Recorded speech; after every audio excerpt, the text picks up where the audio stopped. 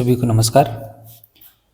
अपना जो टॉपिक चल रहा था वो था गति के नियम, और गति के नियम में अपने पढ़ रहे थे सेकंड नियम। और लास्ट टाइम अपनों ने पढ़ा था कि आवेग क्या होता है, और उसके आधार पर अपनों ने जो फॉर्मूला बनता है सेकंड नियम के आधार पर कि F बराबर m है, उस पे बेस पे अपनों ने न्यूमेरिकल भी कर लिए थे, तो वो भी वीडियो आप जरूर देखें। अब अपने नेक्स्ट बात करते हैं थर्ड नियम के बारे में, जिसको क्रिया प्रतिक्रिया नियम भी बोलते हैं।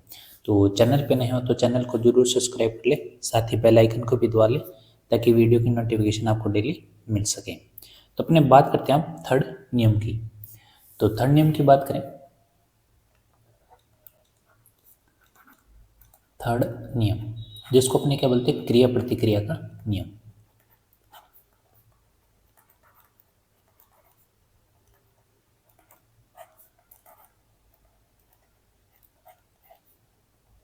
तो इस नियम का आधार ये है कि अगर आप क्रिया करोगे तो आपको रिएक्शन भी जरूर मिलेगा। इसका मतलब ये है कि एक्शन के बदले आपको क्या मिलेगा, रिएक्शन। तो इन दोनों का जो परिणामी है वो क्या होगा, बराबर। बस ये इसमें ध्यान रखना है, ठीक है। तो इसकी जो डेफिनेशन बनेगी वो अपने लिख लेते हैं कि प्रत्येक क्रिया के विपरीत, प्रत्येक क्रिया के विपरीत दिशा में समान परिणाम की प्रतिक्रिया उत्पन्न होती है, ठीक है। यही अपनों ने बात की थी, ठीक है। अब जैसे मान लो कोई भी टेबल है, ये मान लो एक टेबल है, और इस टेबल पर मान लो कोई वस्तु पड़ी है, ठीक है। कोई किताब मान लो या कोई पत्थर मान लो, तो ये वस्तु पड़ी है। अब ये टेबल है और टेबल के ऊपर ये वस्तु पड़ी है, तो ये अपना जो फोर्स है वो कहाँ लगाएगी, तो ये लगाएगी नीचे, ठीक है। अपने को पता है कि जो टेबल है और टेबल पे जो पत्थर पड़ा है, ये अपना फोर्स कहाँ लगाएगी, नीचे, ठीक है। तो इसका बार ऐसे कैलकुलेट होएगा। उसके बाद बात करें, अब ये जो पत्थर है इसको मेंटेन रखने के लिए टेबल क्या करेगा, इस पर बल लगाएगा, इसके अपोजिट क्या लगेगा, अपोजिट, ताकि ये नीचे आ जाए। तो टेबल द्वारा जो फोर्स लगेगा वो लगेगा इसके अपोजिट। तो ये है क्रिया प्रतिक्रिया का, तभी इसका परिणामी क्या है, स्थिर है, ठीक है। जिसको अपने केमिस्ट्री में बोलते हैं साम्य प्राप्त हो जाता है, लेकिन इसमें क्या होता है, परिणामी। तो यहाँ पे अपने ध्यान रखें, तो ये जो आपके पास टेबल द्वारा ऊपर जो बल लगाया है इसको बोलते हैं प्रतिक्रिया बल, ठीक है। इसके अपोजिट ही तो लग रहा है ये, इसको बोलते हैं प्रतिक्रिया बल। इसको आर या किससे लिखते हैं, एन से, ठीक है। अब इसमें अपने को ये भी ध्यान रखना चाहिए, कई बार ये होता है कि प्रतिक्रिया बल किसके द्वारा लग रहा है, तो ध्यान रखना टेबल द्वारा वस्तु पर,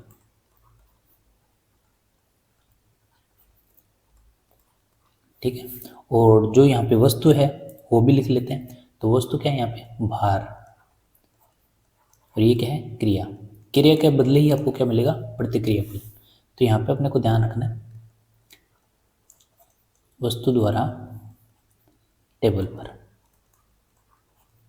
ठीक है, और ये टेबल द्वारा वस्तु पर। तो यहाँ पे बस ये अपने को ध्यान रखना है। तो यहाँ पे परिणामी कैसा बराबर होएगा, अभी बताया था कि एक्शन और रिएक्शन दोनों परिणामी बराबर है, तभी ये वस्तु क्या है, स्थिर है, ठीक है। तो यहाँ पे अपने को ये लिखना है कि जो आर या एन है वो बराबर होगा इसके भार के, और भार को अपने यहाँ पे कैसे डिनोट करेंगे, एम जी से, ठीक है। तो यहाँ पे ये दोनों चीज़ क्या होगी, बराबर। तो ये थर्ड लॉ नियम है जो अपने को ध्यान रखना है। इसी के अंदर आ जाता है संवेग संरक्षण नियम, तो वो भी अपने पढ़ लेते हैं। उसके थ्रू अपने को ध्यान रखने के एग्जाम्पल कौन कौन से हैं। तो अब अपने बात करते हैं संवेग संरक्षण नियम।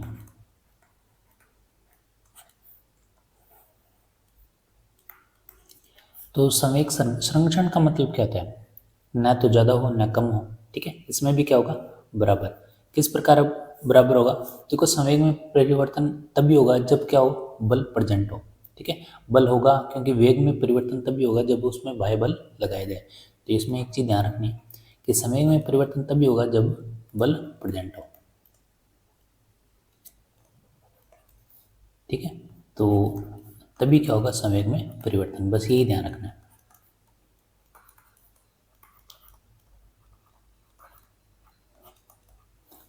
तो ये अपनों ने पहले भी बात की थी कि मान लो अगर कोई वाइबल ना लगाएं, ठीक है, संवेग क्या हो जाता है, नियत हो जाता है। क्यों? क्योंकि वेग में परिवर्तन ही नहीं हो रहा, बिना वाइबल लगाए कोई वस्तु हिलेगी नहीं। तो ये भी अपने को ध्यान रखना है कि अगर अपने संवेग अपरिवर्तन हो, अपरिवर्तन हो, अपरिवर्तन का मतलब क्या होता है कि बाह्य बल अपने नहीं लगा रही है, यही तो है। बाह्य बल क्या है इसमें, अनुपस्थित। बाह्य बल अनुपस्थित है, इसका मतलब जो आपके पास संवेग है वो क्या है, कांस्टेंट, यानी पी क्या है यहाँ पे, कांस्टेंट। तो ये भी अपनों ने बात की थी, पी कांस्टेंट है, पी मतलब एम वी, तो यहाँ पे कांस्टेंट।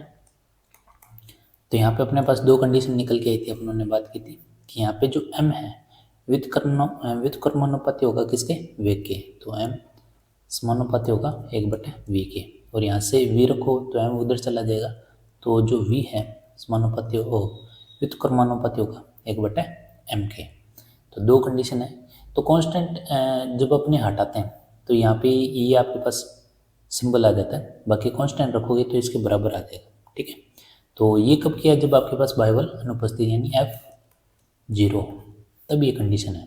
तो कई बार ये भी पूछ लेते हैं कि संवेग अपरिवर्तनशील हो तब जो द्रव्यमान है वो वेग के क्या होगा, समानुपाती या व्युत्क्रमानुपाती। तो क्या होगा, व्युत्क्रमानुपाती।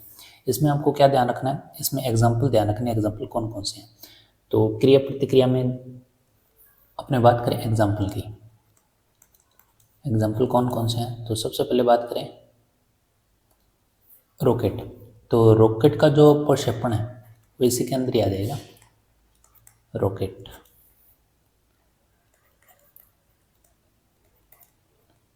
प्रक्षेपण आपने देखा होगा, रॉकेट जब स्पेस में जाता है तो उसका जितना भी प्रेशर होता है उसके अपोजिट लगता है, ठीक है।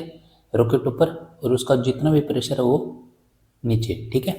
तो उसी तरह दैनिक जीवन में जितनी भी टक्कर होती है, जैसे मान लो दो कार्य आपस में बढ़ती हैं, तो एक क्रिया प्रतिक्रिया, तो एक टाइम पे क्या हो जाता है, परिणामी क्या हो जाता है उनका बराबर, ठीक है। तो ये भी ध्यान रखना है, दैनिक जीवन में होने वाले सभी प्रकार की क्या है, टक्कर, ठीक है।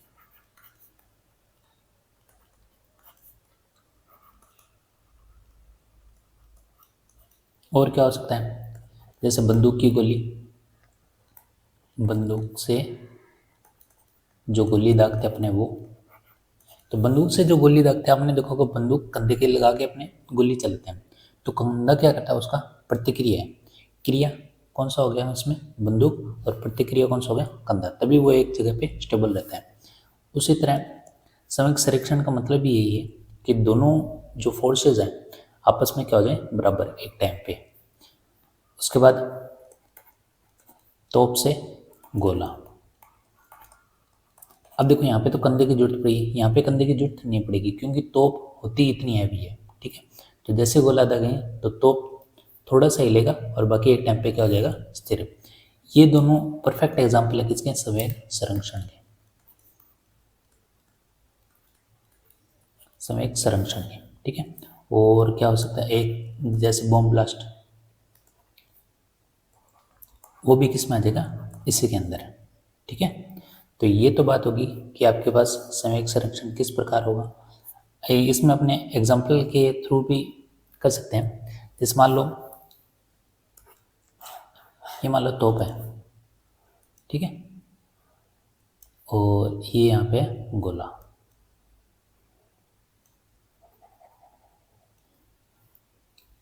इसका द्रव्यमान मान लेते हैं अपने स्मॉल है, और तोप का जो गोला है वो है कैपिटल एम, ठीक है। इसी तरह मान लो जैसे ही अपनों ने यहाँ से तोप से गोला दागा तो क्या होगा,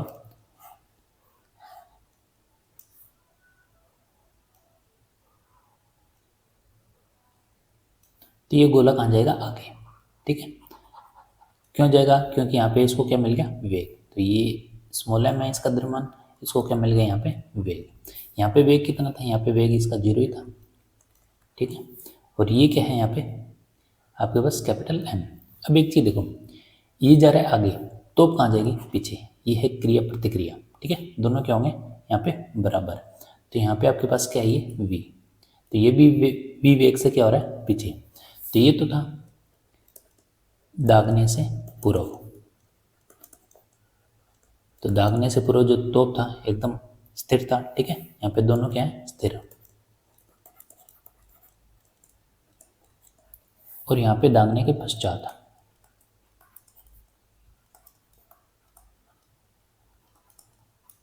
तो दागने के पश्चात है तो यहाँ पे दोनों क्या हो रहे हैं? यहाँ पे गतिमान,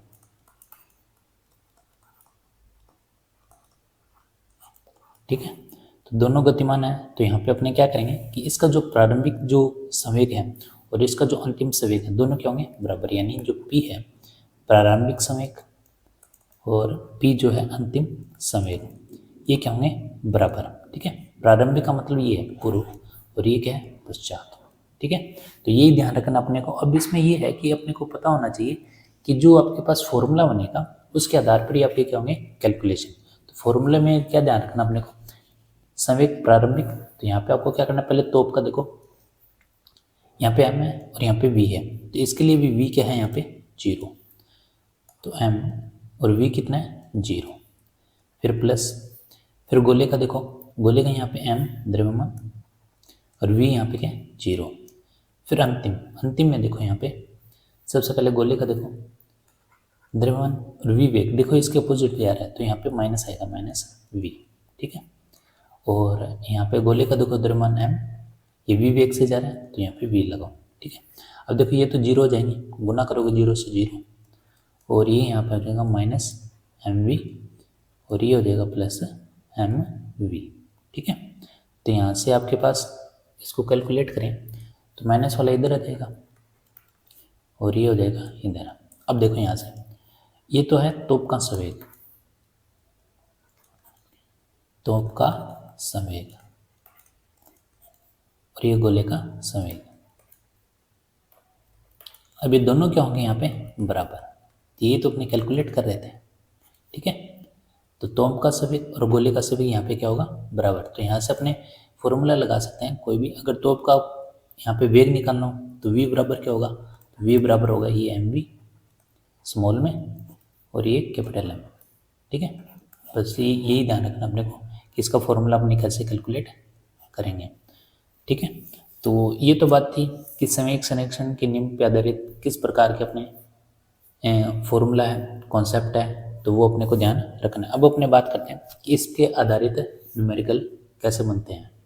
तो यहाँ पे अपने बात करते हैं क्वेश्चन की। क्वेश्चन तो ये है, क्वेश्चन लिखा है यहाँ पे कि 4 किलोग्राम द्रव्यमान का एक गोला 40 मीटर प्रति सेकंड के वेग से एक अन्य 2 kg द्रव्यमान के स्थिर गोले, ठीक है, गोला कैसा है? स्थिर गोले से टक्कर करता है तथा टक्कर के पश्चात दोनों परस्पर संयुक्त, संयुक्त का मतलब दोनों ऐड हो जाते हैं और ऐड होकर क्या करते हैं? गति करते हैं। तो इनका संयुक्त वेग क्या होगा, ठीक है। तो यहाँ पे आपके पास ये फॉर्मूला कौन सा है? संवेग संरक्षण का। कैसे? तो सबसे पहले बात करते हैं सॉल्यूशन की। तो यहाँ पे आपके पास एक गोला है और यहाँ पे गोला है आपके पास, इसका जो वेग है वो कितना है? यहाँ पे 40 मीटर पर सेकेंड, ठीक है। और इसका मास कितना है? 4 kg, ठीक है। तो इसको अपने लिख लेते हैं M1 और इसको लिख लेते हैं V1, ठीक है। फिर कहते हैं एक दूसरा गोला है, कितना है? 2 kg का, ये है 2 kg का। तो ये 2 kg का है तो इसको अपने मान लेते हैं M2। तो ये क्या है? स्थिर है। स्थिर है तो इसका मतलब इसका वेग क्या होगा? 0, ठीक है। ये क्या है? स्थिर। तो अपने को क्या करना है? ये तो बात थी पहले। अब जैसे ही उसने दूसरी कंडीशन दी कि टक्कर करने के पश्चात आपस में संयुक्त हो जाती है, यानी दोनों गोले क्या हो जाते हैं? ऐड होने का मतलब ये है कि ये दोनों गोले जैसे ही ये गति करेगा तो इसके साथ ऐड हो जाएगा, ऐड होएगा तो ये भी साथ में गति करने लग जाएगा ऐसे, ठीक है। तो यहाँ पे आपके पास ये गति, तो यहाँ पे यही पूछ रहा है कि इनका संयुक्त जो वेग है वो कितना है। तो ये 4 kg है, ये 2 kg है, ठीक है। तो इसका मतलब इन दोनों का मास क्या हो जाएगा? ऐड, और मास ऐड हो जाएगा तो इनका वेग बताओ क्या होगा? यही क्वेश्चन दिया हुआ है। तो यहाँ से अपने बात करते हैं संवेग संरक्षण, संवेग संरक्षण का नियम। तो संवेग संरक्षण के नियम में अपने को ध्यान रखना है। सबसे पहले ये तो है टक्कर से पहले की बात और ये है टक्कर के बाद की बात। तो टक्कर से पहले, तो पहले ध्यान देते हैं अपने टक्कर से पूर्व। टक्कर से पूर्व संवेग क्या होगा, तो पहले इसका बड़े वाले गोले का अपने निकाल लेते हैं, m1 v1 और ये आ जाएगा आपके पास m2 v2। ठीक है, टक्कर से पहले की बात। फिर क्या हो जाएगा टक्कर के पश्चात, टक्कर के पश्चात। टक्कर के पश्चात क्या हुआ, ये दोनों ऐड हो गए, यानी m1 प्लस m2 और p समय को तो mv, तो v भी साथ में आएगा, तो यहाँ पे आ जाएगा v। ठीक है, तो यहाँ पे टक्कर से पूर्व आपके पास संवेग यहाँ पे m1 v1 m2 v2। Formula हमेशा ध्यान रखना, संवेग बराबर क्या होता है mv। तो यहाँ पे m1 का मान कितना है, यहाँ पे 4, v1 का मान कितना है 40 और m2 का मान कितना है 2 और v2 कितना है यहाँ पे 0 और m1 प्लस m2 यानी 4 और 2 कितने हो गए 6। तो लिख लेते हैं अपने और यहाँ पे v का मान निकालना है। अब यहाँ से कैलकुलेशन कर लेते हैं। देखो ये कितना हो गया 160, तो ये आ जाएगा आपके पास 160 और वो कितना हो गया आपके पास 4 और 2 6 यानी 6v। तो यहाँ से v का मान कितना आ जाएगा, यहाँ से v का मान आ जाएगा 160/6 यानी कितना आ जाएगा, यह आ जाएगा 80/3 मीटर पर सेकेंड। ठीक है, तो इसको आगे कैलकुलेशन करना तो कर लेना आप, इसको भाग दे लो, ये कितना आ जाएगा 2 पे फिर 6 पे फिर 18 6 फिर 6। ठीक है, ये चलता ही रहेगा। तो ये आप ऐसे भी इसको फाइंड कर सकते हो। तो क्वेश्चन बनेगा इस प्रकार का ही बनेगा। तो ये ध्यान रखना, ये टक्कर से पहले की बात है और ये टक्कर के बाद की बात है। ठीक है, तो ये तो था थर्ड लॉ जो अपने को ध्यान रखना था। तीसरा नियम किसका है, क्रिया प्रतिक्रिया नियम। ठीक है, और उसके बाद अपने बात करेंगे कि बल क्या होते हैं। एक टॉपिक अपना ये रह गया, तो गति वाला पोर्शन तो हो गया, एक रह गया बल। उसमें अपने को बस ये ध्यान रखना है कि मात्रा क्या है, इसकी डेफिनेशन क्या है और इस पर आधारित फॉर्मूले भी करवा चुके हैं हमने जो पीछे वाली वीडियो है। तो अब अपने बात करते हैं बल यानी फोर्स। बल या क्या लिख सकते हो आप, रेखीय बल। ठीक है,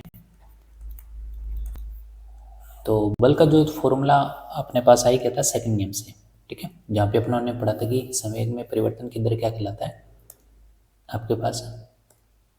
ठीक है, संवेग में परिवर्तन की दर किसके तुल्य होता है, बल की। ये अपनों ने पढ़ लिया था, F बराबर क्या होता है ma। लेकिन यहाँ पे अपने को डेफिनेशन पढ़नी है। डेफिनेशन क्या है, तो डेफिनेशन ये है कि किसी वस्तु को खींचना, किसी वस्तु को खींचना, किसी वस्तु को खींचना या क्या कर सकते हैं, धक्का दे सकते हैं। ठीक है, धक्का देना, तो वो क्या कहलाएगा आपके पास फोर्स। ठीक है, और फोर्स क्या कर सकता है, तो फोर्स देखो जैसे मान लो कोई स्थिर वस्तु है, स्थिर वस्तु है, स्थिर वस्तु को क्या कर सकता है, गतिशील कर सकता है। तो ये भी बात सही है, फोर्स लगाओगे तभी तो गतिशील होगी। और क्या कर सकता है, जैसे कोई वस्तु गतिशील है तो उसको क्या कर सकता है, उसको स्थिर भी तो कर सकता है। ठीक है, क्योंकि अपने कोई गाड़ी या ब्रेक लगाएंगे तो क्या हो जाएगा, स्थिर हो जाएगा। ठीक है, फिर मान लो कोई गतिशील है, तो अगर मान लो इस पे और फोर्स लगाएं तो क्या इसकी गति में परिवर्तन आ सकता है, बिल्कुल। तो गति में परिवर्तन भी हो सकता है।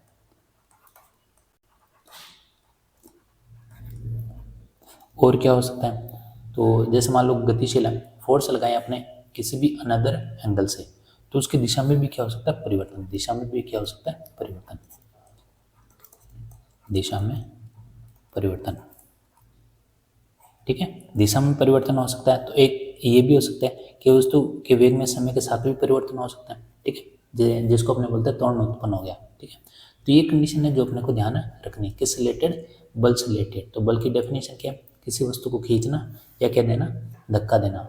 और स्थिर वस्तु को क्या कर सकता है, गतिशील कर सकता है। और गतिशील वस्तु को क्या कर सकता है, स्थिर कर सकता है। और अगर कोई वस्तु गतिशील है तो उसकी गति में भी चेंज कर सकता है, बढ़ा भी सकता है, कम भी कर सकता है।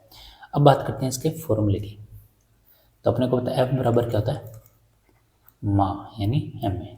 ठीक है, तो यहाँ पे एक चीज़ ध्यान रखनी है। सबसे पहले तो बात करें इसकी राशि, राशि कैसी है इसकी, तो यहाँ से पता होना चाहिए। देखो अपनों ने वेग की बात करी, वेग क्या है, सदिश राशि। तो त्वरण भी क्या है, सदिश। त्वरण अगर सदिश है तो बल भी क्या होगा, सदिश। ठीक है, तो ये कनेक्ट है आपस में, सदिश राशि। ये अपनों को कैसे पता चला, क्योंकि त्वरण क्या है, सदिश, और त्वरण सदिश क्या है, क्योंकि वेग सदिश है। और वेग सदिश क्या है, क्योंकि आपके पास पता है द्रव्यमान जो अपनों ने पढ़ा था विस्थापन, वहाँ से अपने कैलकुलेट किया था वेग। ठीक है, अब बात करते हैं अपने मात्रक की। तो मात्रक एक तो ध्यान रखो SI पत्ते में इसका मात्रक क्या होगा। ठीक है, एक SI है और एक है CGS। ठीक है, और एक कौन सा होता है, एक अपने FPS। तो इन तीनों में पूछ लेता कई बार, तो अपने को ध्यान रखना है। तो SI में इसका जो मात्रक होता है वो होता है न्यूटन। क्या होता है, न्यूटन SI में। और CGS में पूछे तो क्या होता है, डाइन। ठीक है, और FPS में पूछे तो क्या होता है, पाउंडल।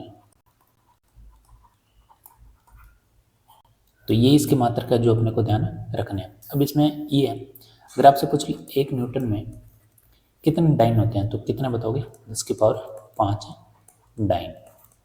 ठीक है, और इसी का उल्टा पूछ ले तो एक डाइन में कितने न्यूटन होते हैं, तो क्या बोलोगे, एक डाइन में कितने न्यूटन होते हैं, तो 10⁻⁵ न्यूटन। ठीक है, क्योंकि ये उधर बटे में जाएगा तो ऊपर पावर क्या हो जाएगी, नेगेटिव में।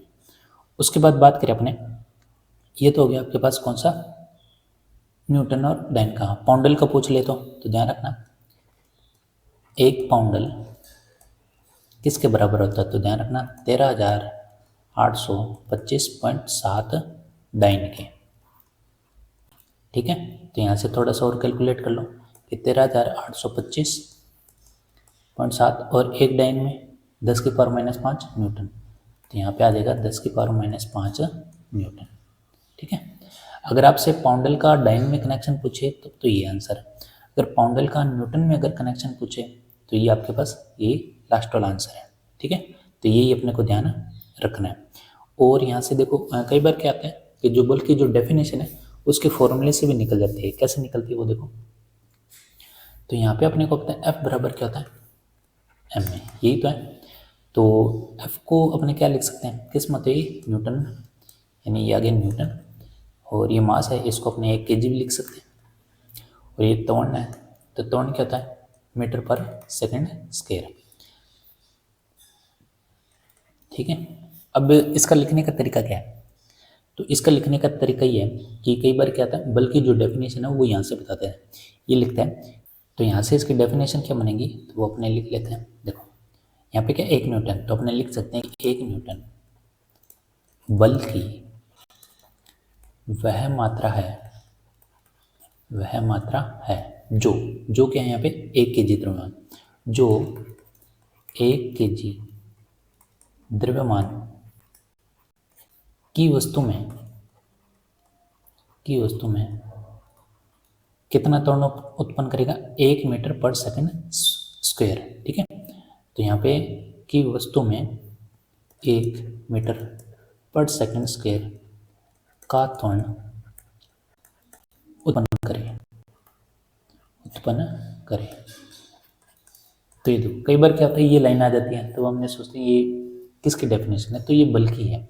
तो 1 न्यूटन बल की वह मात्रा जो 1 किलोग्राम द्रव्यमान की वस्तु में कितने का, 1 मीटर/सेकंड स्क्वायर का त्वरण उत्पन्न करे। ठीक है, इसका मतलब उल्टा भी लिख सकते हैं। कैसे, जैसे अपने ये ना लिखें 1 न्यूटन बल, सीधा यहाँ से कैलकुलेट करें, क्या लिख सकते हैं अपने कि 1 किलोग्राम द्रव्यमान की वस्तु में 1 मीटर/सेकंड स्क्वायर। ठीक है, क्या करें, त्वरण उत्पन्न करें, त्वरण उत्पन्न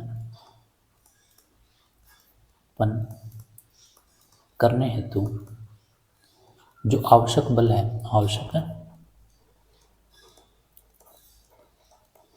बल का जो मान है किसके बराबर होता है, 1 न्यूटन के बराबर। ठीक है, क्योंकि कोई भी अगर वस्तु है उसको अपने एक्सेलरेट करेंगे, त्वरण देंगे, तभी तो क्या होगा, बल के बराबर। ठीक है, तो यही अपने को ध्यान रखना है। इसकी डेफिनेशन इस प्रकार से भी पूछी जा सकती है। तो ये तो हो गया बल।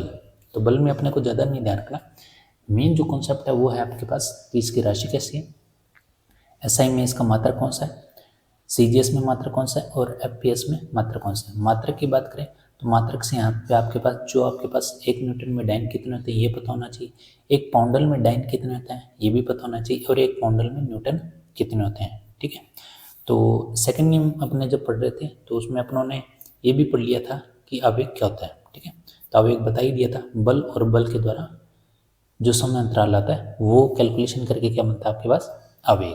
ठीक है, तो ये आपका चैप्टर खत्म होता है बल और गति का।